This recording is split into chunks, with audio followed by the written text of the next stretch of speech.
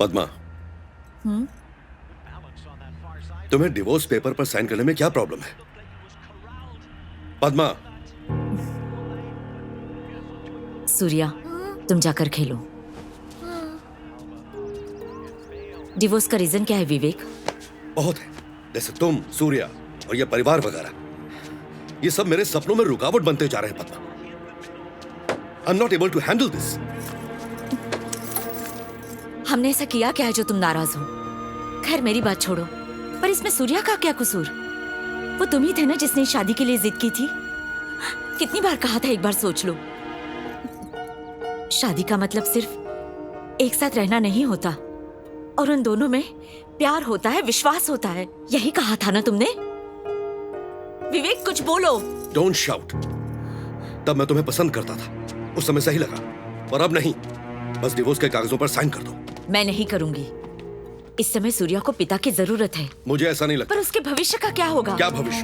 मैं उसको अपना बेटा नहीं मानता, तो मैं उसकी चिंता क्यों करूं? बातें कर रहे हो? ये क्या बकवास है? प्लीज विवेक, समझने की कोशिश करो। क्यों समझूं मैं? मुझे कोई फर्क नहीं पड़ता इस बात से। कैसे नहीं पड़ता? वो बेटा है तुम्हारा, हम लोगों का क्या होगा? मुझे इससे कोई मतलब नहीं है। मामा, मामा, मामा। सूर्या, पापा अच्छे नहीं है। हाँ बेटा, मुझे पापा के साथ नहीं रहना। हाँ बेटा, हम उनके साथ नहीं रहेंगे। मैं हूं ना तुम्हारे साथ। रोना नहीं बेटा, रोना नहीं।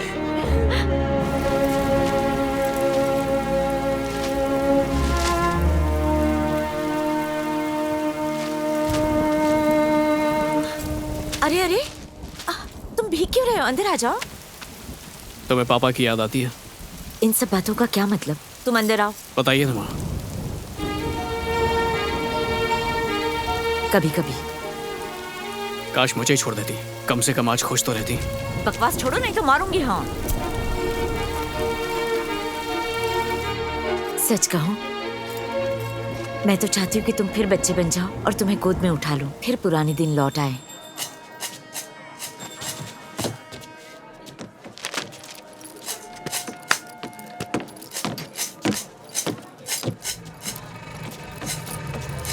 बिना प्यार के इजहार किए लड़की से प्यार का इजहार करवाना भी एक कला है। करेक्ट कहा सर।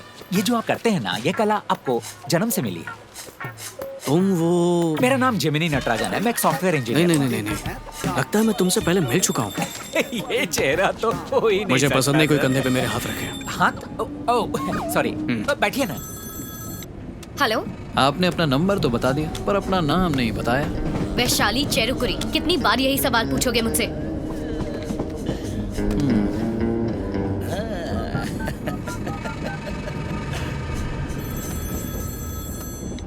हेलो, अपना नाम तो बता दिया, अब मिलने का टाइम और जगह भी बता दो। कब से वेट कर रहा हूँ। हमारे पास जवान और खूबसूरत डॉक्टर्स के लिए बहुत ही मजेदार ऑफर्स हैं।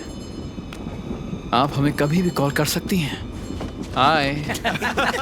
आप हाँ या ना कह सकती हैं, लेकिन अगर आपने इतने सारे लोगों के सामने ज्यादा होशियारी दिखाने की कोशिश की तो मैं ऐसी जगह पकड़ूंगा जहाँ कोई भी नेटवर्क नहीं होगा। मुझे याद आ गया कहाँ मिले थे। हो ही नहीं सकता। ऐसे कहाँ? पुलिस स्टेशन में, पक्का। इम्पॉसिबल। मेरा लैपटॉप खोया था तब तो मैं पुलिस स्टेशन गया नहीं। तुम ट्रेन में भी आ गई? अच्छा हुआ ट्रेन चल रही है, वरना वो लोग मुझे देख लेते। है कि नहीं? बिल्कुल सही कहा। हेलो शैलू, कुछ गुंडे मेरे साथ बदतमीजी कर रहे हैं। उन्हें अंदाजा भी नहीं है मैं उनके साथ क्या कर सकती हूँ। मन कर रहा था थप्पड़ मारूं। ऐसे लोगों को तो जेल में होना चाहिए।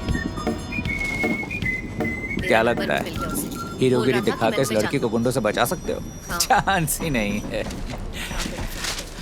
नहीं, लगता है कि वो डर के चलती ट्रेन से ही नीचे उतर जाएगा। चलो मैं निकलती हूँ। हीरोइन तो निकल ली, हीरो को हीरोगिरी दिखाने का चांस ही नहीं है। तू बस देखते जा। देखते हैं। देखना, आज तो चांस मारने का मौका मिल ही जाएगा। अरे मैडम थोड़ा किसको ना, मैं भी बैठ जाऊंगा।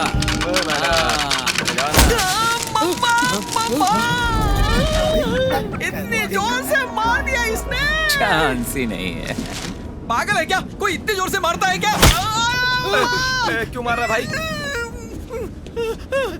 प्रॉब्लम क्या है भाई? मार क्यों रहा है? यत्र नार्यस्त्र पूजन्ते रमन्ते तत्र देवता। भाई बोल क्या रहे हैं, मतलब तो बता दे। अबे समझाता हूँ, समझा क्या?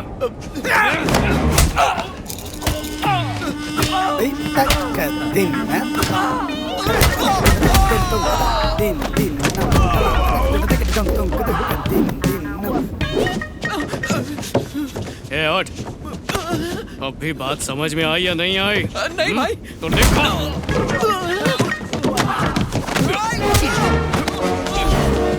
फैशन के बारे में जानना है? Fashion, fashion, fashion. तू कुछ बोल रहा था क्या? तुम्हें मारते हुए देखकर मुझे अच्छी तरह से याद आ गया कि हमारी पहली मुलाकात कहाँ हुई थी। लड़कियों को छेड़ोगे? क्या बोल रहा था? आपका पर्स सर। जेब से गिर गया था क्या? नहीं सर, जब हम लड़की को पटाने के बारे में बात कर रहे थे तभी हाथ साफ किया, आपको पता चल गया। छेड़ेगा? अब छेड़ेगा? चल। भाई ये बोल क्या रहा है, उसका मतलब बता दो। भाई आपको समझ में आया? भाई बता दो ना, आखिर चाहता क्या? ए, भाई मैं इतना ज्ञानी नहीं हूँ। अब समझाया नहीं? समझ गया सर, फिर कभी ऐसा नहीं करूँगा सर की कसम। अरे तुम क्यों बोल रहे हो? वो मुझसे पूछ रहा अच्छा, है। वो तुम्हें कह रहा था, मुझे लगा कि मुझे कह रहा था। सर, एक मिनट, एक बात समझ में नहीं आई। हाँ बोल। हर लड़का लड़की के सामने हीरो कौन बनता सी है। लड़की? ये तू जाना। लड़की के जाने के बाद हीरोगिरी क्यों? उस वक्त मैं लड़की के साथ था, हाँ थे। उसके जाने के बाद किसी ने मारा। मुझे लगा आप ही ने मारा। हाँ, मारने वाला मैं हूँ। हाँ। और उसके साथ जो बैठा था वो कोई और था। अगर दूसरा लड़का उसके साथ था तो मैंने दूसरे का पर्स क्यों साइड छुआ? हट। जो करना है कर लो, मैं नहीं समझने वाला। सर, वो दोनों एक ही आदमी नहीं है। ये सिर्फ तू और मैं जानते हैं। और हीरोइन का क्या? ये वजह इस बात का चांस ही नहीं है।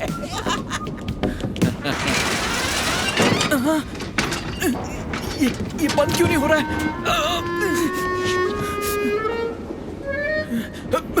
अरे यार, आज बहुत पिटना है शायद।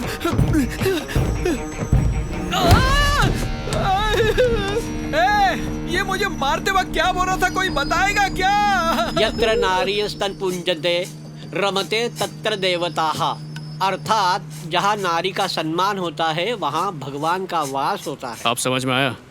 हाँ समझ गया सर।